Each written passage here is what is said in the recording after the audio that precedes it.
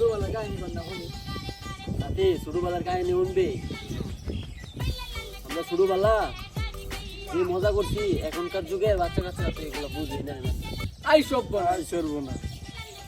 যেমন আমরা ছোটবেলা জামাই বসাচ্ছি আই সব বনা দাদা আই হাই কি কোন একটা ছেলে একটা মেয়ে বুঝছিস নাতি তারপরে ঠুলি ভাতে ইলছি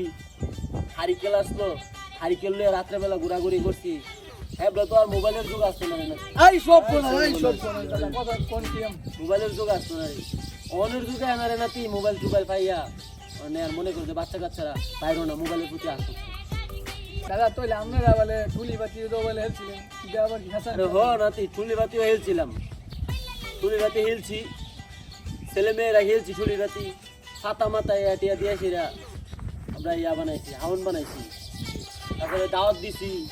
হ্যাঁ উন্না দিয়ে শাড়ি বানাইছি আই সব বনা দাদা কোন কি আমনে দাদা শাড়ি বানাইছিরা পরাইছি শুরু বাচ্চা কাচ্চারে আমরা আপনার শুরু হয়ে আসলাম আই সব বনা দাদা কোন কি আমনে